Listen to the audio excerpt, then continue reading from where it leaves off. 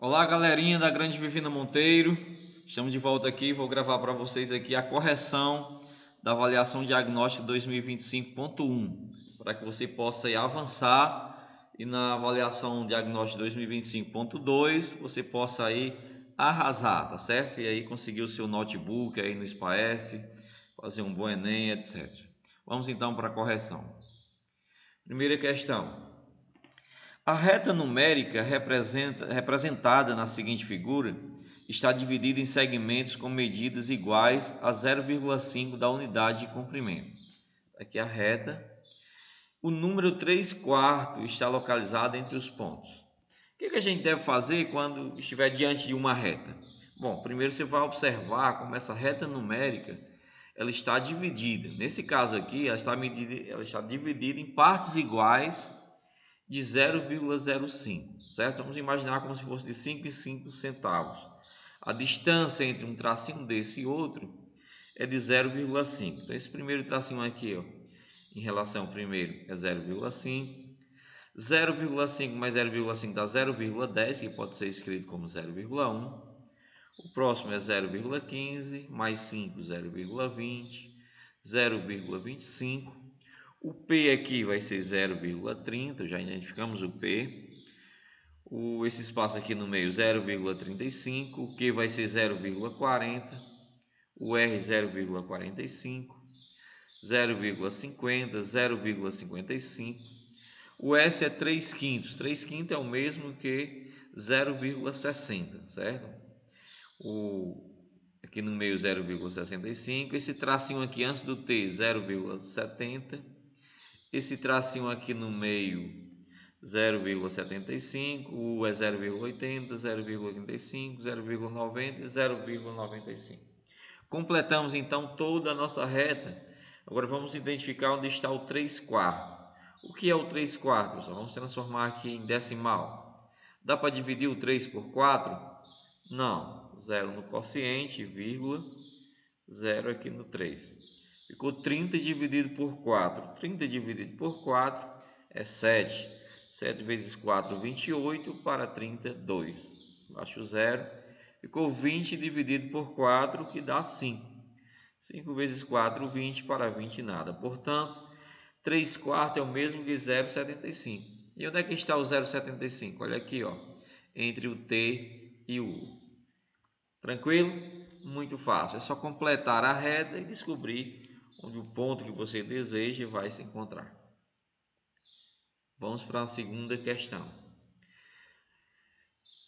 Texto referente às questões 02 e 04. Então, a questão 2, 3 e 4, a gente vai usar esse plano cartesiano aqui para resolver. Então, ele diz o seguinte: no plano cartesiano da seguinte figura, as coordenadas P, Q, R, S e T, que são esses pontos aqui em vermelho, nos eixos horizontais e verticais, correspondem respectivamente às áreas territoriais em quilômetros quadrados. Então, o ponto Q, por exemplo, aqui, ó, 35 mil, né, habitantes, né? O ponto S aqui, 42.500 habitantes, e assim sucessivamente.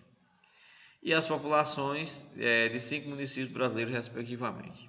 Aí ele nos define aqui o conceito de densidade demográfica. O que é densidade demográfica?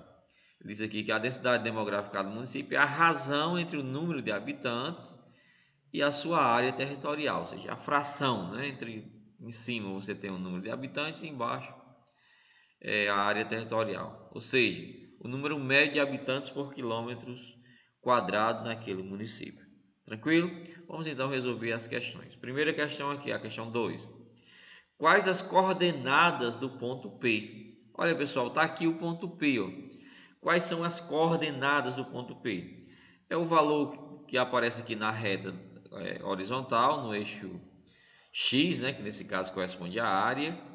Observe aqui que o ponto P, né, então a gente vai primeiro identificar o que está no X, ó, que é a reta horizontal. Se eu traçar aqui uma retinha aqui, ó, ela vai cortar o eixo horizontal entre o 300 e o 400, justamente no meio. Entre o 300 e o 400 você tem o 350, que é o nosso X. Já aqui no eixo horizontal, ele vai cortar entre o 15 e o 20, no meio, né? Quem está entre o 15 e o 20? O 17,5. Só que esse 17,5 está em milhares, ou seja, você tem que multiplicar por 1000. Multiplicar por 1000 é puxar essa vírgula, 3 casas decimais, corresponde a 17.500 habitantes, tá certo? Então, nesse caso aqui, o nosso ponto vai ser 350 e 17,5. Note que eu separei aqui com ponto e vírgula, porque já existe uma vírgula aqui, que é a nossa letra D. Ok? Vamos para uma segunda questão. Melhor, a terceira questão, né? Qual a densidade demográfica do município R?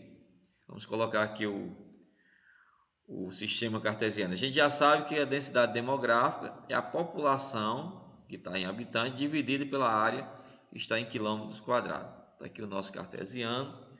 O município que nos interessa é o R. Vamos ver aqui o R onde ele está. Descendo aqui, ó, nessa linhazinha aqui, encontramos que a área é 700, ok? Então a área aqui é 700. E vindo aqui nessa linhazinha aqui, ó, a população é 35.000 habitantes, que está em milhares. Então a nossa densidade vai ser 35.000 dividido por 700, ok? Ó, população em cima, área embaixo. Então dá para cancelar aqui esses dois zeros com esses dois. Ficou 350 dividido por 7. 35 dividido por 7 dá 5, repete o zero, então dá 50 habitantes por quilômetro quadrado, que é a nossa letra E. Tranquilo? Vamos para mais uma questão. Qual dos municípios tem a maior densidade demográfica? O maior número de habitantes por quilômetro quadrado em sua área, certo? Então vamos lá, maior densidade demográfica. A gente já fez aqui na questão 3 a densidade demográfica do município R, que deu 50 habitantes por quilômetro. Vamos fazer o restante. Vamos começar por P aqui. Note que P, ó, ele tem coordenadas 350 aqui no eixo da área e está entre o 15 e o 20, ou seja, tem 17,5 população, ou seja, 17.500 dividido por 350, ok? Tranquilo? Fazendo a continha, isso dá 50, ok? Vamos pegar o Q. O Q aqui ele vai ter coordenada entre o 500 e o 600, ou seja, a área, que é o nosso denominador, vai ser 550. Já o nosso numerador está no 35. Como aqui está em milhares de habitantes, isso aqui é 35.000 dividido por 550, ok? Fazendo a continha, encontramos 63,4. Vamos fazer o mesmo com o S. O S aqui está no 900, a área é 900 km², e a população está entre o 40 e o 45. Entre o 40 e 45, justamente no meio, dá 42,5. Multiplicando por 1000 vai ficar 42.500. Então 42.500 dividido por 900, ok? Fazendo a continha, 47,2. E o T, ele vai estar entre o 1000, né? A área é 1000 km², e a população está entre o 35 e o 40. Entre o 35 e o 40, o ponto médio entre eles dois, vai ser 37,5. 37,5 vezes 1000 dá 37.500 habitantes, dividido por 1000. Dividir por 1000 é só puxar a vírgula, 3 casas decimais. A vírgula está depois do número aqui. Eu vou puxar 3 casas aqui, vai ficar entre 37,5 habitantes por quilômetro quadrado. Portanto, aqui quem é a nossa maior densidade demográfica? É essa aqui, ó, que deu 63,4, que corresponde à cidade Q, que é a nossa letra B. Ok? Vamos então para mais uma questão aqui para você. Ele pergunta quais... Aqui nós vamos usar esse texto aqui para responder as questões 5, 6 e 7, né? De 5 a 7. Aqui nós temos um plano cartesiano representando os pontos P, Q, R e S. P, Q, R, S, formando aqui, que são vestes de um paralelogramo. O que é um paralelogramo, pessoal? É um quadrilátero de lados opostos paralelos, ó, esse lado aqui, R, que é paralelo a PS, e RS aqui embaixo é paralelo a QP aqui em cima. Além disso, os lados opostos têm a mesma medida e as diagonais cortam-se ao meio. São as características de um paralelogramo.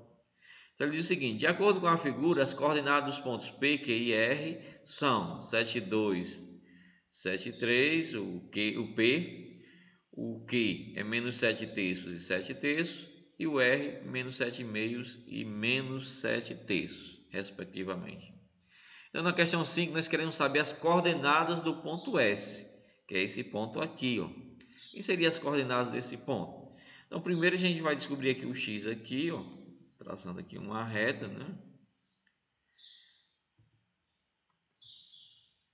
Nós não temos aqui quem é o ponto X por enquanto, mas a gente tem aqui o nosso Y. O nosso Y é o mesmo do ponto R. O Y é o segundo elemento do parente. Então, nosso Y aqui vai ser menos 7 terços. Ok? Então, com isso, a gente já pode eliminar algumas opções aqui. Já sabemos que o segundo elemento é menos 7 terços. Ou seja, 7 terços negativos, né? Então não pode ser aqui a letra A, porque o 7 terços aqui está positivo. Também não pode ser a letra B, ok? E nem pode ser a letra E, porque o 7 terços aqui está positivo. Então sobrou essas duas opções. Precisamos descobrir se o primeiro valor, né, se a abscissa é 7,5 ou 7 terços. Como é que a gente vai descobrir isso? Note, ó, que aqui é um paralelogramo. Então as diagonais, o que são diagonais? Essa linha aqui que liga dois pontos internos, ela corta-se ao meio. E nesse caso ela se corta aqui na origem do sistema. Então essa outra diagonal aqui, ela vai cortar-se ao meio. Isso significa dizer que a distância aqui dessa origem até o ponto Q é a mesma distância da origem ao ponto S. Só vai mudar aqui os sinais. Ó. Então se a abscissa aqui desse lado é 7 terços negativo, porque ele fica à esquerda do zero, então aqui à direita do zero vai ser 7 terços positivos, ok? Então é a nossa letra D. Além disso, ó, pessoal, os 7,5, que é a abscissa de P, ele ficaria aqui nesse espaço aqui, ó, e não aqui, ok? Então, letra D. Tranquilo? Vamos para a nossa questão de número 6. A reta cortando os pontos Q e S é gráfico de qual das seguintes funções afim? Vamos colocar aqui o nosso cartesiano. Nós queremos a reta contendo os pontos Q e S. Está aqui o ponto Q, está aqui o ponto S. Nós queremos essa reta aqui. Olha, pessoal, a reta é uma função do primeiro grau. A função do primeiro grau, ela tem esse modelo, y é igual a x mais b. Note que aqui nas respostas, nessa primeira opção, o a é 1, o b é 0. Na b, o a é 1, o b é 14 sobre 3. O b é o número sozinho. Na letra C, o a é menos 1, o b é 0. Na letra D, o a é menos 1, o b é 14 sobre 3. E na letra E, o A aqui, que é o número que o A é o número que acompanha o X, é o coeficiente de X, é menos 7 terços. E o B, que é o número sozinho, é 7 terços. Esse A é chamado de taxa de variação, coeficiente angular, ou, se você preferir, inclinação da reta. Ele representa o quanto a reta está inclinada e a direção dessa reta. Né? Se a reta for crescente, o A é positivo. Se a reta for decrescente, o A é negativo. Nesse caso aqui, ó, nós temos uma reta decrescente. Se você imaginar que é uma formiguinha partindo do ponto P, ó, em direção a S, ela vai descendo. Então, nós temos uma reta decrescente. Já sabemos que o A aqui é negativo. Já a ordenada, a B, que é o coeficiente linear, ele representa a ordenada que intercepta o eixo Y. É o ponto onde a reta, essa reta azul aqui, vai cortar o eixo Y. Então, nós temos aqui que o A é negativo, certo? Então, isso já nos serve para eliminar alguns itens aqui. Não pode ser a letra A, porque a letra A, o A é 1, é positivo. Nem pode ser também a letra B, porque na letra B o A é 1, ok? E o B aqui vai ser o zero, ó, porque a reta vai cortar o eixo, vai interceptar o eixo Y no ponto zero. Então o B não pode ser 14 sobre 3, nem 7 sobre 3. Ficamos então com a letra C, ok? Ó, quando o X for negativo aqui, ó, o Y vai ser positivo, ok? Isso vale para todos os pontos que pertencem a essa reta. Tranquilo? Vamos para a questão de número 7. Qual a tangente do ângulo agudo entre o segmento RS e RP? Então, a gente quer saber o valor da tangente do ângulo agudo. Vamos colocar aqui o cartesiano da questão. Vamos identificar primeiro quem é o RS. RS, essa reta aqui, ó. Vou colocar aqui em vermelho.